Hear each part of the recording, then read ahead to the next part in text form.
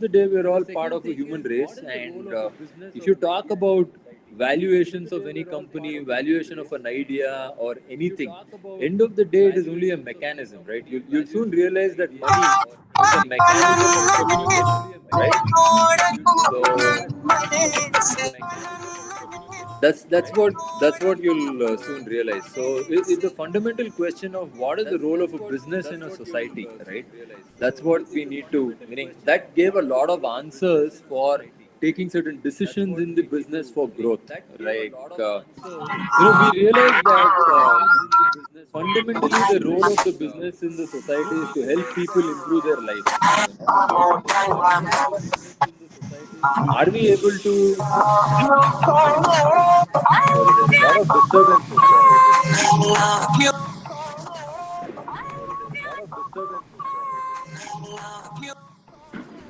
Sir, I can continue, sir. I have removed that person. Okay.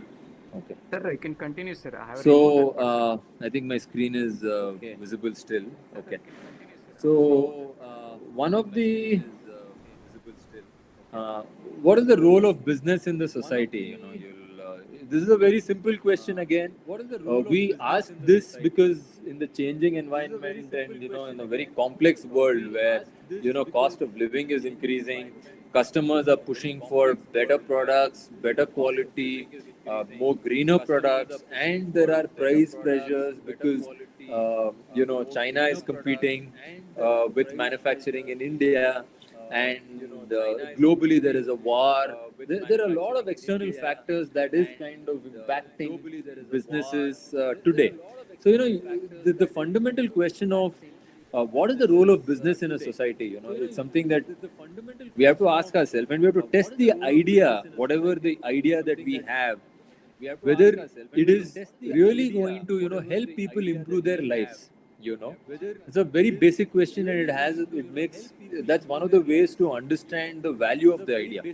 uh, so we categorize it like that. When I say we, it's the organization, and of course I help the organization do that. So are we providing products and services that they value more than the alternatives? That means, are our customers or are the people, let it be people who are working in our organization, everybody has alternatives, right? They can work in XYZ many places, but why are 200 people working in our company? What is it that they see? Or why are customers buying from us? So that means that we are providing value which is better than certain alternatives that is available to them in the market. So are our products providing that? Are our service providing that? And later we'll get to how, right? So that's important. The most important thing is we it's becoming more and more relevant in today's day that while doing so, are we consuming fewer resources, right? Because end of the day, if resources are given to everybody in terms of money, talent, manpower, etc., then anybody can do everything. Well, leadership is required. I'm not saying anybody can do everything, but the challenges are few lesser. But to be competitive in the market, are we consuming fewer resources? Is a question that we have to ask ourselves, and I think this should be the sole, for a business if it has to survive for a long period of time. For example, our organization, we are running the 34th year. We have been doing business for 34 years, and we intend to continue doing so. And you can see other organizations in the world which are doing businesses for a long period of time, say 80 years, 100 years. So how are organizations doing that? That means that they've got this correct. They're really adding value to the society, and they're always testing their products and services that they're better than the alternatives. And while they're always doing this, they're consuming fewer resources. That's most important. And the most important thing is to respect and satisfy what the customers value. Many times, what are we hearing from the market? What are our customers saying uh, about our own organization? We always have one perspective, we're thinking about. It's once in a while it's important for a running organization like ours to test the market, right? And respect what everybody says, because everybody has certain points which we'll have to incorporate. Just to give you an example, 2 years back, now I'm saying in our organization, we have a pipeline for 75 crores of turnover in the coming year. And we are setting up a plant to make 100 crores turnover in the coming year. And we will probably be hitting 50 crores this year. So, which means there is a potential possibility of a 30% increase in growth, or probably a 100% increase in growth if everything goes well. So, how did it all start? When we started asking our customers the last 2 years back, what is it that we are doing for you because of which you're valuing? We know we are giving you a high quality product. I know that we are giving you a unique technology and a product of a quality. If we don't provide you, you have to import it. I know that we are providing you service in a way that there is a very short lead time. We are more reactive to your business needs, and mass customization you are able to achieve on your machines because of what we do. Some 3-4 points we knew what we were doing, but we're struggling to grow. So when we asked our customers, they said that from what we realized from working with Vijay Spirodals is you are not hungry for growth. In the last 5 years, you have not developed any other components other than the components that you constantly are doing. Why is it so? Then we said that you have never approached us. We have never given you an RFQ. Then they told us, no, we don't even know that so many of the capabilities that you are saying that you have, we don't even know about it.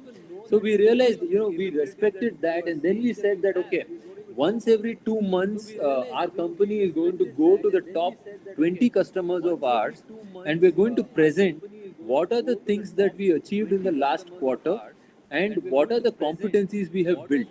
And we ask them simple questions. What is your business plan over the next 2 years or 3 years? What are the products that you are developing, and how can I partner you while you're developing these components or your products?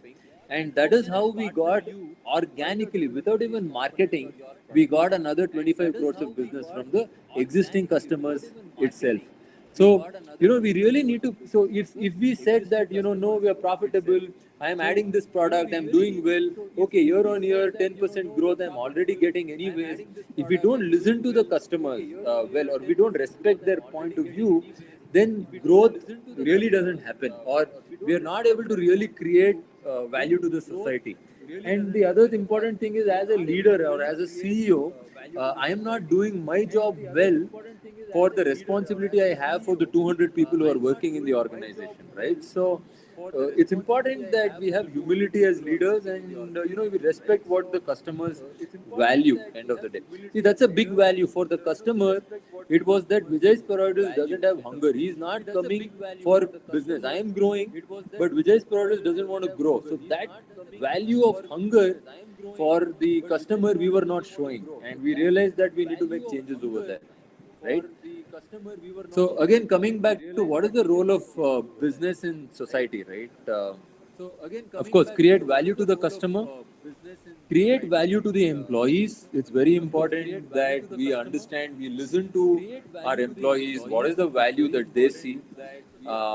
Then, end of the day, create value to the society and create value to all the stakeholders. Now, next we'll understand what is the meaning of this value, and how do you arrive at that, and what is that we do in our organization to keep a check on the value.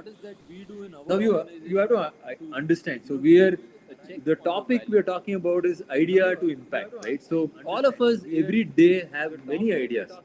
Now, for an idea to translate to making impact, we need to ask ourselves the question, what is the value this idea is able to create? That is the reason why we are having so many the points that we are discussing in the previous slide. So it's a question you have to ask ourselves, ask our customers, and effort has to be put to test your idea in the market. It can be it can be a small group of people, it can be questionnaires that you send to the demographic of people whom you want, or there is many ways today in the modern world you can do research on Google, on XYZ platforms to understand really and test your idea.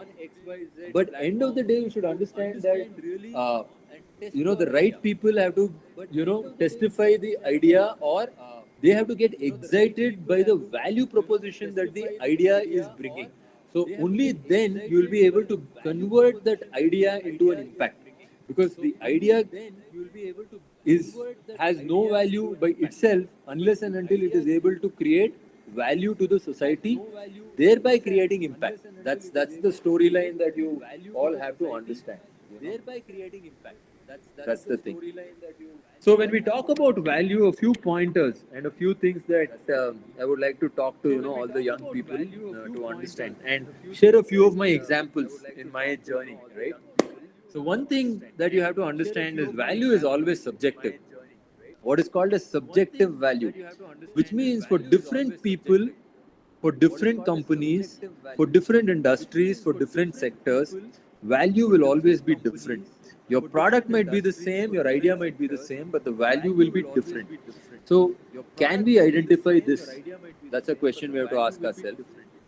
And like I said, value is inherent to the individual. Let me give you an example. Okay. Recently, I was negotiating to get one person on board. Okay.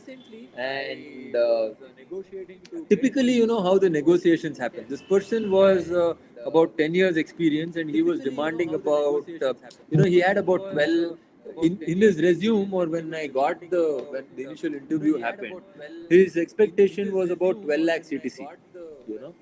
And then, okay, the first round of interview happened, it went well. And then when we started talking, I said the budget that we had as an organization for that role was about 8 lakhs, you know. Then we started talking, and I said, see, okay, 12 lakhs is really good. Okay, but as long as you're able to, contribute to the organization like that, I can figure out a way where, I can give you this 4 lakh additional CTC. Your expectation is 12 lakh. So very interesting conversation happened. He said, sir, okay. He kept asking me, so what are the work timings? How does the weekends work? All of that. I said, man, in our organization, end of the day, we are quite objective in the sense of the performance of the organization and performance of an individual. As long as you're able to perform, the work timings, or whether you work on the weekend or don't work on the weekend, is not a problem for us. But of course, it's a problem if you're going to take all the weekends off, or do certain things like that. Through the conversation, he said, "Sir, the thing is, It's not that I'm confident I'll be able to add value to your organization. My skill set, meets the role, and I'm also interested to perform in the role. I think I will be able to add value, but." I just have I've had a son about 6 months back, and my father didn't. When I was growing up, my father was never available to me while I grew up till I was 4, 5 years old. He was always busy, doing the job. For me, even if you pay me 8 lakhs is fine, but I want to maintain strict work timings, and I want to be able to get back home, spend time with my son, and I don't want to do the mistake that my dad did. So it was very interesting for me, and then I said, "Wow, okay, this is a new take." For the first time, somebody is saying, I'm okay to compromise on my CTC as if you are able to give me this value." That's when I realized, wow, yeah, value is subjective and it's inherent to an individual. And later, when we were discussing this in our forum, my head of business development, he also, he got excited and he said, "Sir, this is exactly what I'm saying. We have different customers across different sectors. For one sector, the value proposition might be high quality product, but for another sector, he is not interested in the quality that we are giving him is already higher than what he expects, right? For example, students in mechanical engineering or even civil can understand this example. I'm making a product because we're a metallurgy company. I'm making a product that can take 200 bars of pressure. But whereas one of the companies, he's using the product, and in his product, the maximum pressure rating in this hydraulic component is only 100 bar. So I am giving him a product which can take 200 bar, right? For him, quality I am giving him higher quality, so there is no value to that. But for him, what is important is maybe price, or for him, what is important is flexibility. That means his business is cyclical, so he wants to procure say 20 tons of material in 1 month, and he wants to procure say 10 tons of material on another month. So the value is subjective, either to an individual or to a business, right? So how are we able to understand that? Are we able to cater to that? Or what we call as a go-to-market strategy, or are we what we call as a product market fit? Whenever you have an idea, you have to understand this idea makes sense for whom, right? So that's interesting to understand. And one more thing that you have to understand in terms of value is it always depends on the choices, right? Now, interesting example I'll give you. Look at what is happening in the quick commerce space, right? Initially, when it was only say Zepto or only say Swiggy, Swiggy was the only player. They are the only people who are able to do it. You don't have a choice. Then, in Swiggy or anybody can charge you extra amount. Because you don't have a choice, and you don't want to go to the shop and buy something and come back, there is a lot of value. But today there is Swiggy, there is Blinkit, there is Zepto, there is Zomato. There are so many options that is available for quick commerce, right? So what has happened?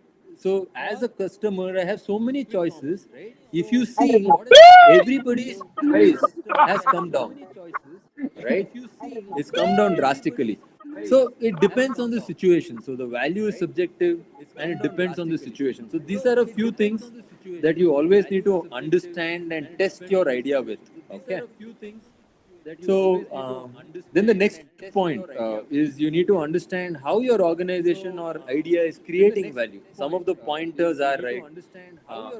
Is it technology? Is your idea? Are you bringing some technology that is not available in the market? Right? Because of which the organization is creating value. Is it brand?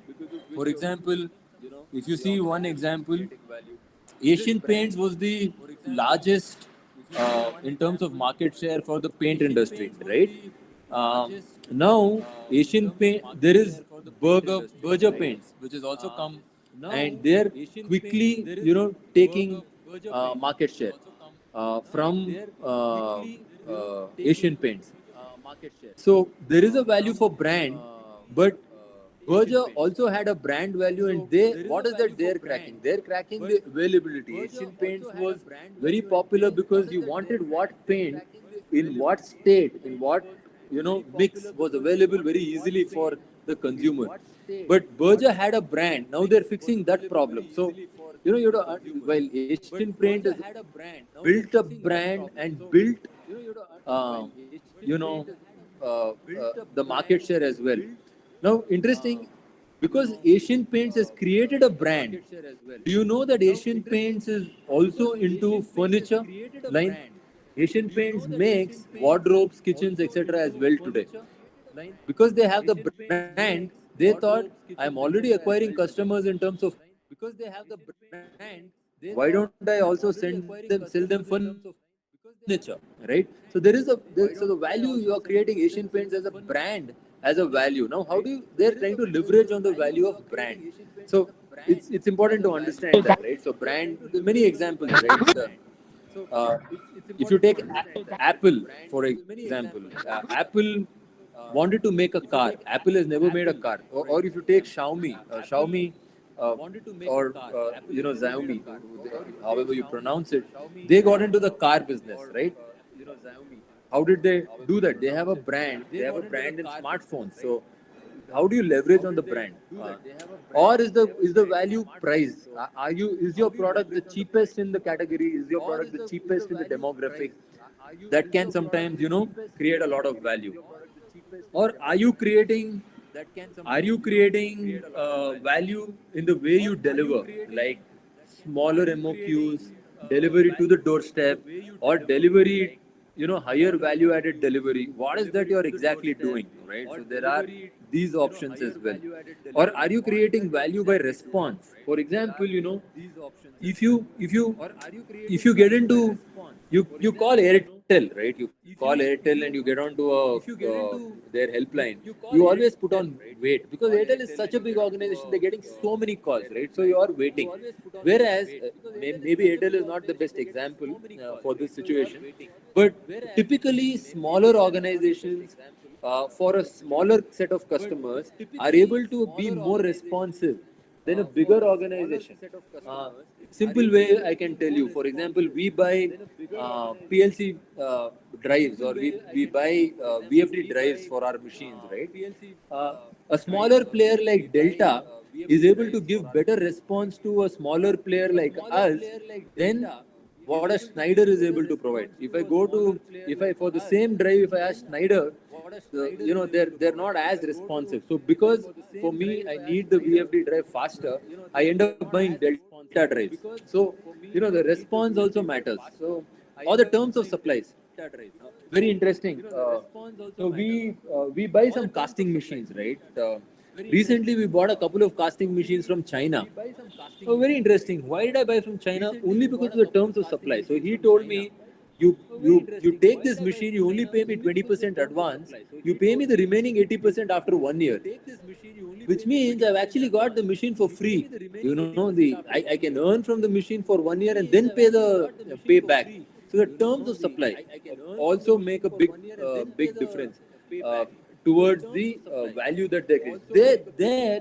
That value was more than buying a German machine or an Indian machine equivalent, which is more expensive for me, but which is also high accuracy. So what we did in the organization is we split all the components and we said that components which don't require that level of accuracy, we buy the Chinese machine, and the components that require higher accuracy, we go for a German machine. So the terms of supply also can create value to a business. Interesting to understand. The next point is, how do we leverage our value proposition? So once from the idea you've understood where you want to create value and where it is going to, next is we have to understand how to make impact, right? How do we make impact? So if you come, there are two principles that we usually consider. The opportunity cost. One is the opportunity cost, the other one is the comparative advantage. Give you an example of opportunity cost, right? Why do you think Zepto, Blinkit or Zomato, that Zomato went into IPO recently? Zepto is planning to go for an IPO. Swiggy went into an IPO. Why are they raising so much money getting into an IPO? Because the opportunity that they have in their space to gain scale, to get customers is now. Within the next 2 to 3 years, they have to do that. So for which they need a lot of money. That's why they're raising a lot of money through IPO, through external funding, etc. That's the opportunity cost. 3 years from now, to do a quick commerce startup, or even now to do a quick commerce startup, is going to be extremely difficult. It was 4 years back, it would have been amazing. So there is an opportunity cost that we need to consider. For example, 10 years back, if anybody opened an international school in Bangalore, the opportunity cost was huge. Today they're established. They have more than 100 students. CLF. They're really making money. CLF. Whereas if you were to start a school now, the barrier for entry in Bangalore is much higher. Similarly, that is something for your idea before you get into business is something you have to test. And then to leverage the value proposition, you have to always understand the comparative advantages, right? So more on that we will discuss. So in terms of technical terms, for you to understand, opportunity cost is the value of highest value foregone alternative. So what does it mean? Means basically what are the alternatives that is available to the consumer, and meaning highest valued foregone alternative. The meaning is I am valuing something that this is a good supplier or this is a good product I want to utilize, but I am letting go of that to buy something else. So that is what is opportunity cost. This is the concept that you have to understand. An important thing that you have to understand, meaning you're all kids in school, in college, first year of engineering, you'll understand very soon in life as you get into a job, or you would have already understood some people who have more maturity in terms of, you would have got multiple opportunities or options. Everything is a trade-off. You have done some trade-off to choose to be in mechanical or to be in civil. There are certain trade-offs we all do in life. Choices are based on these trade-offs. So, what is the trade-off that somebody is willing to do to buy your product? Right, that's something you need to understand. So, little bit about costs and benefits later. I'll be able to touch upon both, mainly about our organization. Uh, what is valuable for you and your organization? So end of the day, while the idea is there, it is important to think at an organizational level when it comes to opportunity cost. So each decision or action when you set up an industry or you set up a business has an opportunity cost to it. So that's something we have to see. Why? Because time is very valuable aspect, and many times we are not valuing time. For example, if I'm spending time in contributing to share a little bit of knowledge, it is time. Now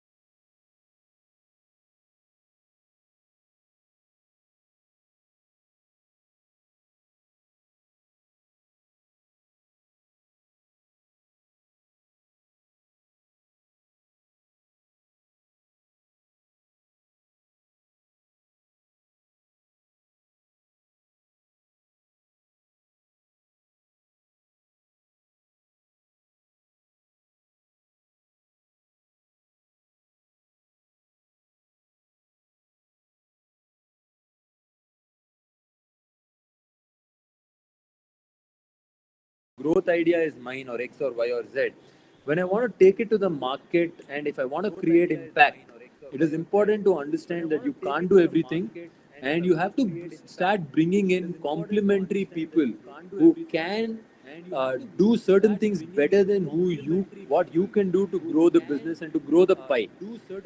That way, that concept is kind of important. We do this in the organization as a lot, and you'll also understand that in your class, every individual has come from a different background, and each one, based on their background, based on their aptitude, based on their capability of learning, will have different strengths. So each person doing different things. Meaning will be good at doing things, different things. So, what is the best thing that somebody has to do to benefit the organization or the purpose, or taking that idea to make an impact? That is something we always have to understand, and we have to fine tune people in that manner, and that's important for any organization, for any person. This is something that all of you would do. So I would encourage, and this is a part of leadership. So, it's very nice that your college is doing, these initiatives. I hope, my submission is to the college also, do initiatives where, along with the technical learning that students are getting, also they learn leadership skills by working together, by understanding that different individuals have different strengths, and what is my strength, and how do I partner with people. I think that is very important for any idea to become successful. So this concept of comparative advantage is very key for making any idea impactful. And we have to utilize all the resources that we have thoughtfully. Always there will be lack of resources, but we have to utilize this thoughtfully. That's a key point. And there is a myth, it's something like precision. There is a myth, don't create tragedy of the most capable. In the sense, what it means is that if somebody is the most capable person in doing a certain job, but his value is not aligned, or his personal interests are something different, but he's the most capable guy, it might not translate to impact for your idea, or for the business, or for the society. So there has to be an alignment between the value and the capability. So interesting thing in our organization is we always say that competency and talent can be built, but somebody really needs to and wants to do something related. So that value alignment is key for the organization. So that's what we try and push in the company. So the thing is, we should never say, or we should never underestimate people's learning ability, and say right now this guy is the most capable person.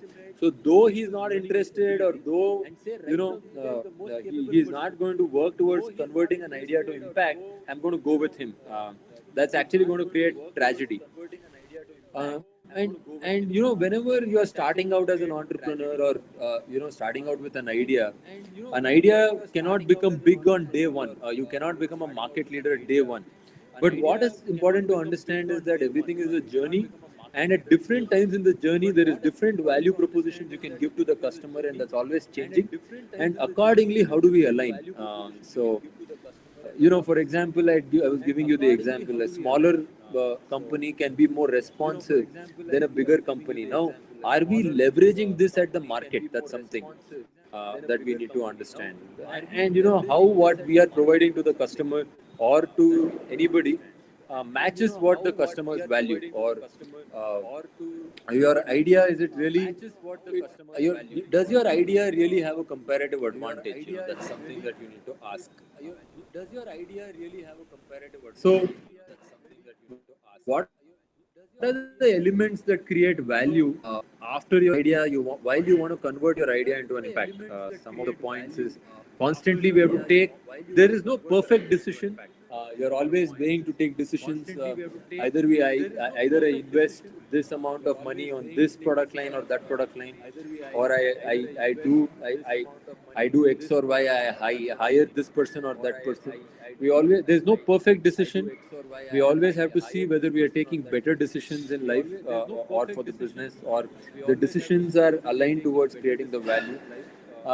So one of the values that can create is enhanced safety. For example, we produce in a more safe way, means that we are creating better value to our employees, and customers also value that in terms of the organization. Environmental excellence, these are the opportunities also. This is very big in the future. Like all of you younger people, if you're coming out into the market, if you have any idea that is going to bring environmental excellence, that means it's going to reduce pollution, it's going to add environmental value, that creates a lot of value for all businesses. If you're able to eliminate waste, it creates value. If you're able to optimize processes, it kind of creates value. And of course, end of the day, you're able to constantly innovate. It creates a lot of value. And creative destruction, that's the ultimate value, because if you're able to create something that can destruct an industry, for example, what we are facing today in the automotive sector with the EVs coming in, that's a creative destruction. Now EV is most economical. If you look at all the value propositions, an EV car is easier to get a 5-star rating. So enhanced safety is what they're all claiming. Environmental excellence, yes, it's better for the environment. Though we don't know, what is the end game of lithium, because the technology is still new.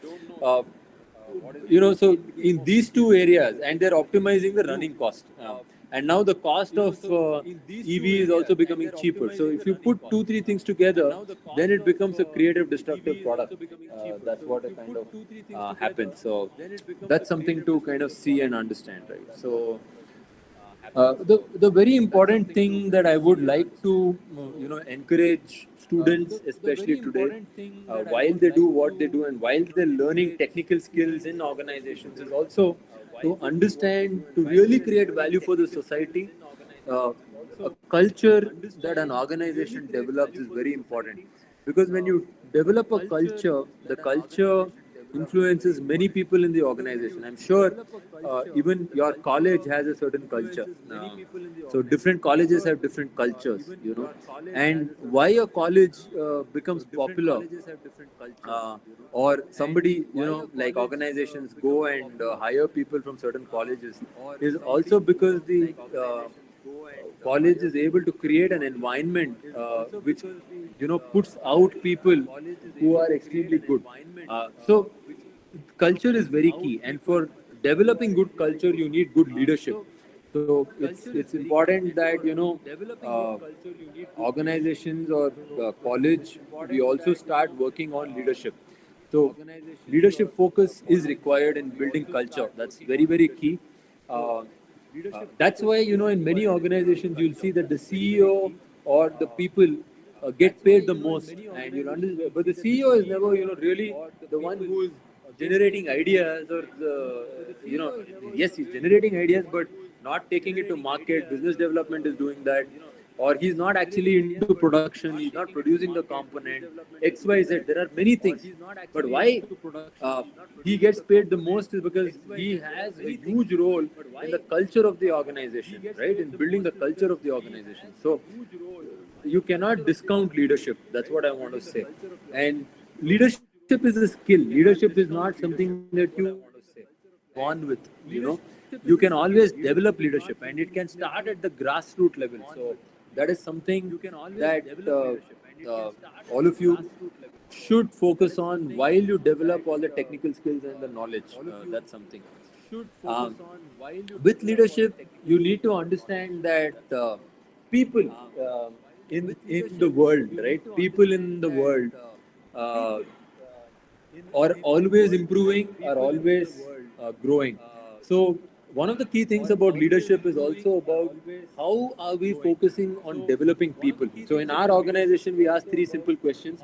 We don't try to we try to make it objective. In our organization, we ask 3 simple questions. We don't try to give people feedback in a very generic way.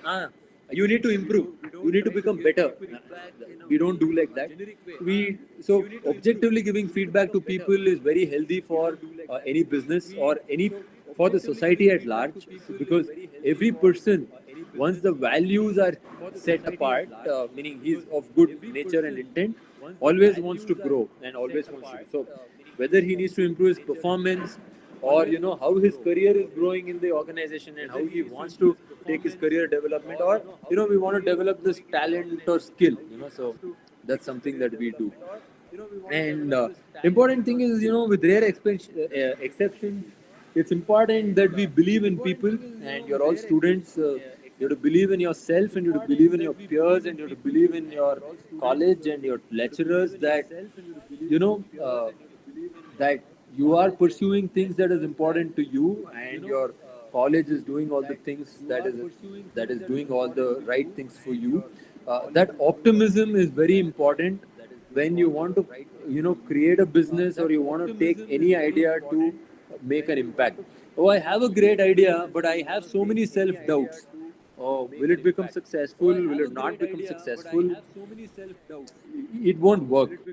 It's important to believe in yourself and believe in people.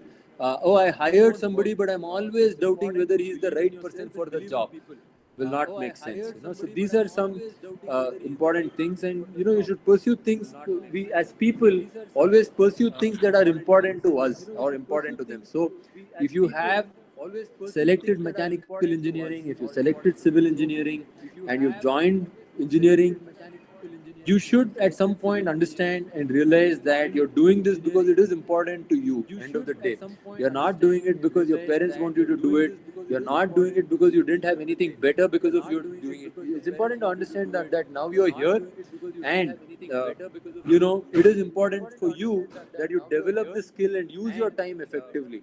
So as human nature, this belief is very important. The other thing as humans is we always try to seek acceptance by others. Let it be our college teachers, and when you go more into the work atmosphere or when you have an idea, we spoke so much about the value proposition. End of the day, the value proposition is nothing but seeking acceptance from the human race at large, right? Seeking acceptance from a demographic point of view. So this is as human nature we need to do. So it's important to understand where we need to seek acceptance, how we need to seek acceptance by others, and do things like that. It's also important to understand and believe that we are better at some things than others. I cannot do everything. I am a better leader than being more technical. That means that is something that I need to do. I'll give you another example. Elon Musk. All of you, I'm sure, knows Elon Musk, Tesla, and SpaceX, etc., etc. And he clearly says that my passion is technical and dreaming big. Execution is not my core. I let the execution be done by somebody else. I get a CEO who can execute. So it's important to understand what is that you're better at and what is that you're passionate about, and do that, and let the other person handle things better.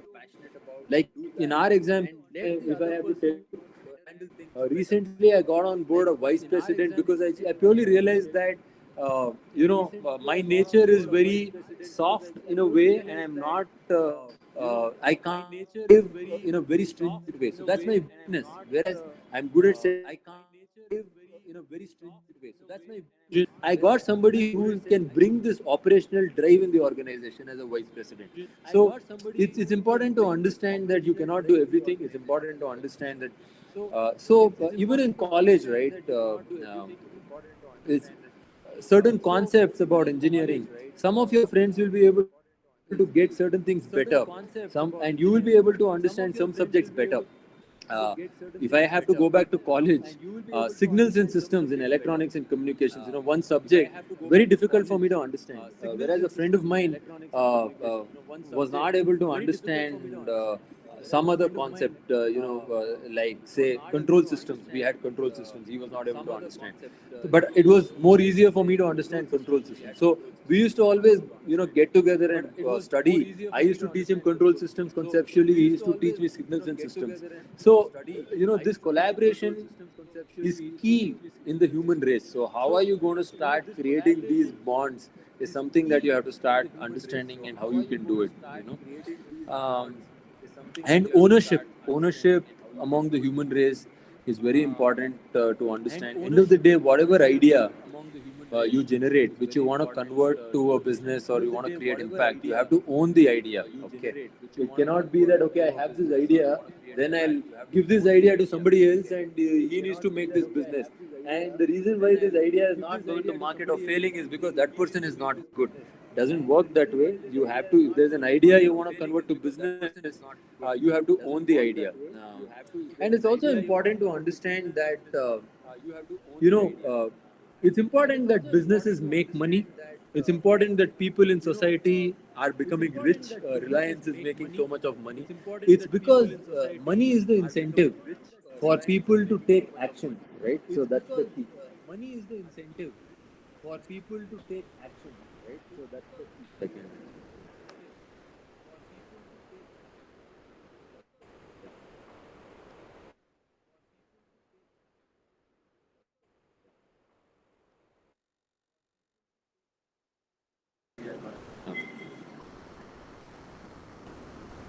Yeah, so sorry, where was I? So that's the last slide actually. This is the last slide I was at. Sorry. So that's believe in people, and this is what I wanted to say. Wishing all of you all the best, and hopefully some entrepreneurs come out of your college and are able to create societal impact. Thank you. Thanks for giving me this opportunity. Thank you. Thanks for giving me this opportunity.